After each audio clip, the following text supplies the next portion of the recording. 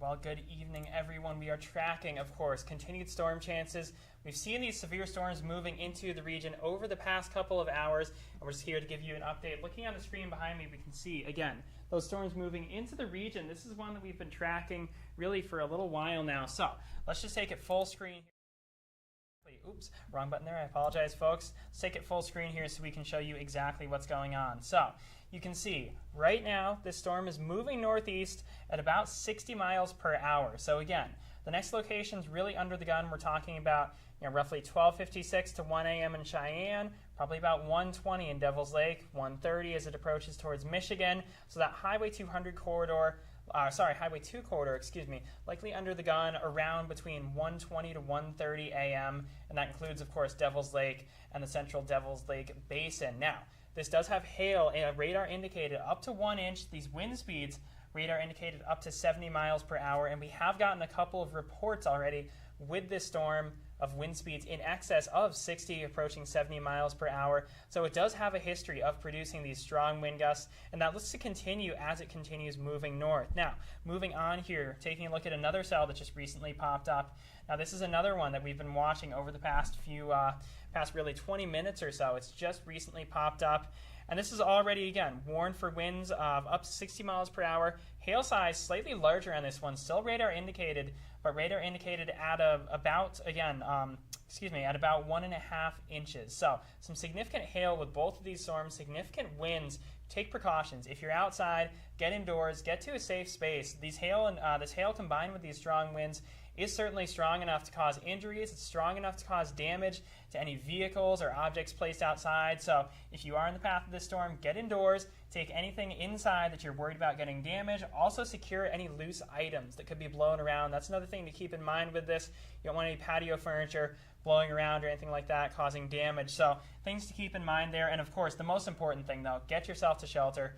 Stay inside safely until these storms have passed through your region. Now, let's take a broader view here. Again, we can see this is all part of another a complex here that's moving generally northeast. And as we take a look here, I'm just going to point a couple things out. So this whole complex right here, generally moving northeast over the next few hours.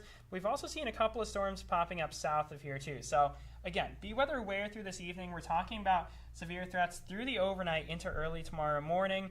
And as we keep going on here, let's just give you an idea again of what we can expect with that hail size. Now, this cell in particular here, we've seen hail about 1 to 1.25 inches radar indicated, but notice over in Valley City, these greens here, that's where it's indicative of potentially hail, again, 1.5 or potentially even slightly higher. So something to keep in mind there, that hail could be large enough, again, to cause damage. So take anything inside that you don't want damaged if you are on the path of these storms.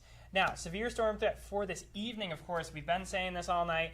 It's been expanded. That slight risk is in effect for the entirety of eastern North Dakota, as well as a majority of northwestern Minnesota. And then we have that marginal risk right here, as you can see, for some of our, let me pull the pointer out there again, for some of our far eastern counties, including Baudette, Bemidji, just southeast of Fergus Falls. That's where we have that marginal risk where those severe weather isn't expected to be quite as widespread.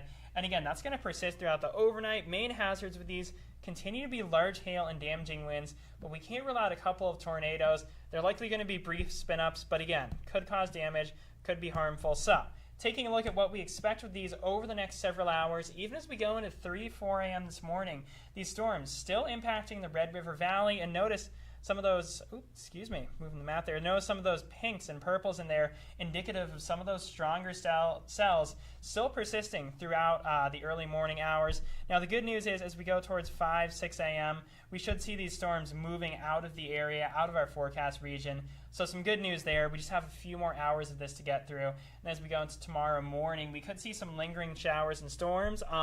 Couple of our models want to point out some storms, a couple of our models want to indicate that there could be some storms along the international border tomorrow morning. So something to keep an eye out for, not set in stone, but just keep that in mind. There could be some additional storms tomorrow morning. We'll be tracking that all night, of course, that possibility.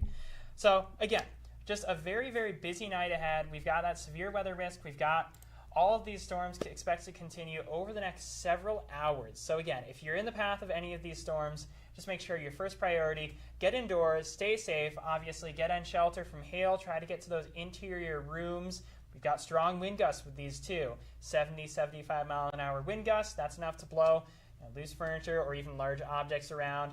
And again, obviously, there is also something not as often talked about, but the inherent lightning risk. Even if these storms are sub-severe, get indoors because that lightning can kill as well. So again, we'll be here all evening. Joseph Williams and I are going to have updates for you as the night progresses.